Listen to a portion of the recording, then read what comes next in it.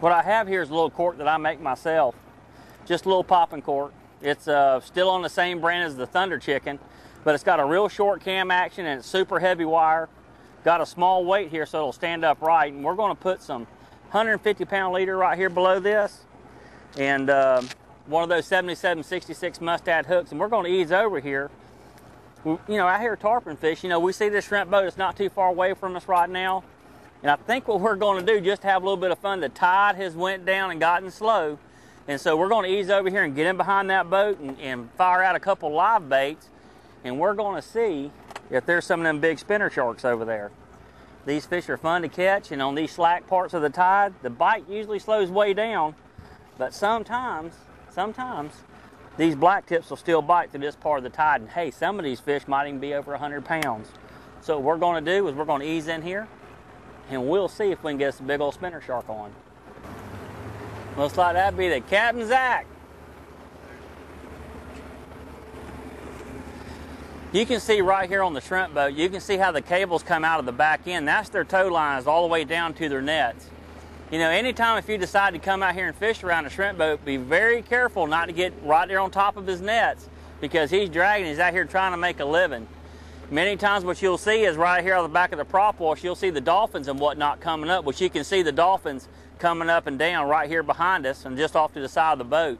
And a lot of times the dolphins, what they're doing is they're going down there to these nets, and they got these devices on, they call them a bird device, which allows a lot of the live fish to escape the nets. And the dolphins go right down there on them little squares they got put in their nets and their net panels, and they're sitting there eating all the live fish coming out. So these dolphins got them a wonderful little old niche to fall into. But these shrimpers, they dump out so much bycatch, which is any kind of fish you can ever imagine, the croakers, the whitings, the summer trouts. And they just throw them out here behind the boat, and this makes it a great place to slip in here and put a live bait out to get a bite from something. Oh, there's a fish right there. There he is, Billy Joe. Get him! I can't catch up to him. There he is right there. There he is right there, Billy Joe.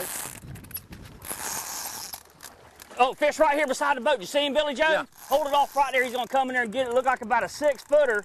Just came up in here and had eaten a piece of that chum. And this one right here, he's going somewhere. Just right, oh, talk to me, fish. Wow. Billy Joe, all I did was have a chance to get tightened up to this fish. I'm going behind.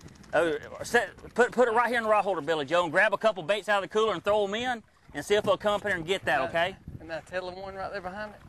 You're right there by them other dead pogies that are out there we threw out for chum. Throw you a couple more out there and see if we want to come up in there and get it. Put it right back out. We got fish right here in the chum, right straight behind the boat. Oh, see him right there? Yeah. Oh, Billy Joe. Get you another, put you another bait on there real quick, Billy Joe. Billy Joe, what'd you do? Look at them, look at them. Just put one on there and fire it out there as quick as you can, because they're there's 4 or 5 of them out there. Just keep putting some out. Let me see if I can't throw another one out there real quick. While Billy Joe's getting all that done. See if he'll come in there and grab that thing and growl. Man, they're right there behind the boat. Does anybody want to go for a swim? Look at him right here behind the motor. Straight down. Billy Joe, get ready, because that ought to be pretty quick. There he is, Billy. Oh, get ready, get ready. I think he's just running right there. I don't think the fish caught him. He took a shot at him right there real quick. Hold him off tight. He's tight. Hold him off tight. See what happens. Make him thump. I'll throw a couple more pogies out here real quick and see if we can keep them fish right here. But yeah, make him thump right there. There's definitely right there he is. See him 4 or 5 fish. Yeah, shark right there. Come into it. Hold him. Yeah, don't pull. Just let it kind of float out there and wiggle all on his own, Billy Joe.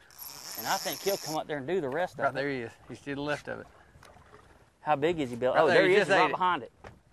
He's right up under it. He's getting ready. He got it. He got it. Get him, Billy Joe. Set the hook. Billy Joe. Don't you want the green? Don't you want this Oh, green? no, this one right here is all I want, Billy Joe. He had me at least 275 yards off. And remember earlier I was telling you about the 50-pound line. Now, most of the reels that I carry out here is going to carry at least, I'd say around 400 yards of line, because it's not uncommon to hook a fish and that fish take off 250, 300, or even perhaps every inch of string that you got. Remember, we're not on a bass pond anymore. This pond out here, I just saw a large one jump right there, Billy Joe. This pond right here's got some big fish in it, and you need some big tackle. So if you got your own boat and you want to come down here, get good heavy tackle, reels with plenty of line, and you'll get to put them to the test. And if you bring stuff smaller, that's okay. Use it, because when you tear it up, you can always go buy you some more.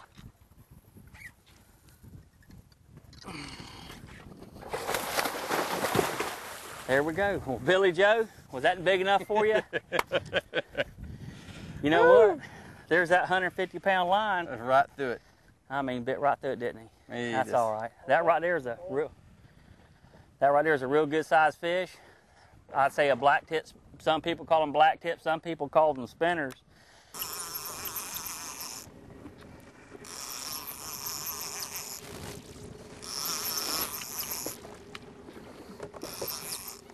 And there he is.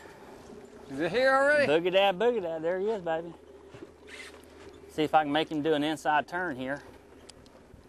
Oh, Billy Joe, Billy Joe. Come on. Good God almighty. Come on now, fish. Be easy on me. Man. Ooh. I got a hand of that fish. He is mean as a hornet.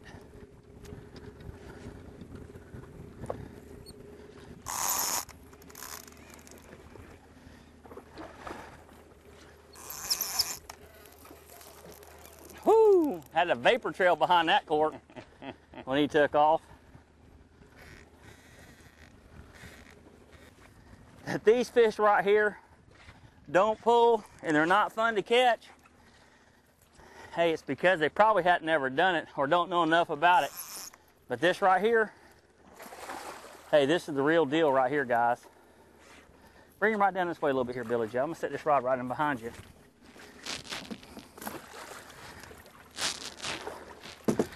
But right here, y'all, this is why I can get away from his teeth a little bit.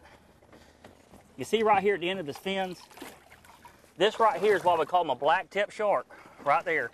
You can see he's got a mouthful of teeth. I mean, absolutely a mouthful of them. This is probably about a 70-pound fish. Great fish to catch. They jump a lot, but there it is, blacktip shark. Nice fish to come out here and catch right here on the Georgia waters. If you've never caught a large fish, look, these blacktips, they'll fit the bill. What a great fun fish to catch. I'll tell you what, Billy Joe. See if I can get him up just a little bit more just to show people. There we go. Give an idea. And that's as high up as you can raise him right there. That's just what we got. Whew. Billy Joe. Oh, he's ready. Tell you what, that's 2 in a row for me right there.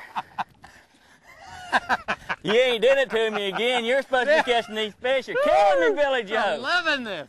Man, hey. What's you breathing so hard for? Breathing so hard for Billy Joe. I just reeled in about 850 yards of string between these last 2 fish. When we get back up there again, it don't matter what rod goes off. Is it mine? Yes. You'll have Billy. I'll show you how to put them in here. You're going to show me how to put them in here? I'll show you how to do it.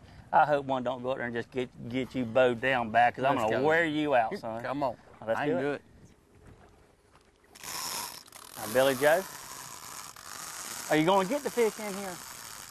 Or are you just going to sit there and play with him all day? We're going to play with him just a little bit longer. Well, you know, this ain't but a 30-minute show. That's right.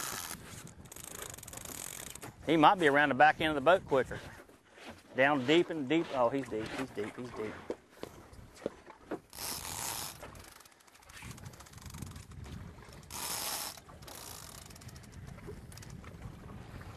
Oh, he shook his head a little bit. He's letting you know he's still there, Billy Joe. Now, Billy Joe, that fish right there looked like he was at least 6 foot. I mean, he's probably pretty close to the same size as that first one we took. And this one right here is another real nice fish. This is a typical size that you can expect to see out here.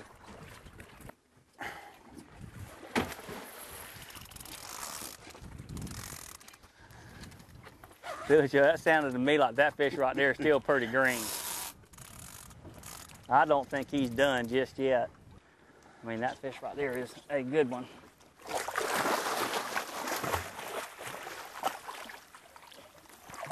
Look at the teeth in that rascal. That he had a mouthful of teeth. Now you just tell me that that isn't something special there. Easy. What a nice fish, Billy Joe. That's a nice one. Well, needless to say, you wouldn't want to get your hand nowhere around that mouth. What's that scar from? But these right here, the scars you see on this fish, these are mating scars. And these fish are here and they breed out this time of the year. And you usually see large numbers of them. Although, you know, right down here in Georgia, you don't hear anything about people being attacked by sharks, but really Georgia has plenty of bait around and the fish aren't really never in peril to find something to eat. They have plenty to eat, and these fish would much prefer to take one of these menhaden or eat some of that bycatch coming off these shrimp boats. Let's let him go, Billy Joe, and All right, let him go. see if we can't find something else to go out here and do. Nice fish.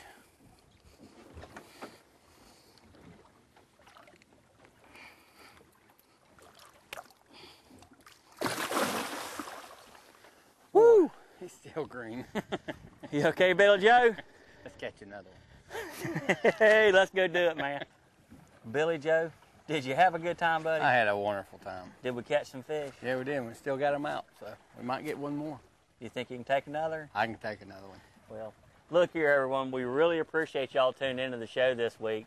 We've been out here today. We've had tarpon, sharks. We have just caught a myriad of fish here and a bunch of different species. One thing you can expect to do when you come down here to the coast is get fish that's really going to pull good. Now, I know a lot of people don't ever get an opportunity to catch a fish that may be well over 100 pounds, but you can do it down here. And if you got your own boat, well, let's just say the door's open, come on down here to around St. Simons and fish around Cumberland and Jekyll Island. You'll have the time of your life. And if you'd like to come down here, if you don't have a boat, then by all means you can call me or just call Golden Isles Charter Fishing Association and let them fellas take you out there, and we'll see if we can't get you all down here and bring the whole family. There's plenty to do. And you know one thing, Billy Joe, last week you had your family down here. Everybody's got plenty to do when they come down here to the island. Plenty to do. It's Hey, wonderful. Great places to eat, plenty of fish, plenty of tarpon. Hey, y'all come on down here and visit St. Simons Island, and I think you'll have a great time. Well, this is Captain Mark Noble for Captain Mark Noble's Outdoor Journal. Hope to see you next week. But real gentle on him, Billy Joe, because that mono leader will break easy. Hang on, he's got his head down.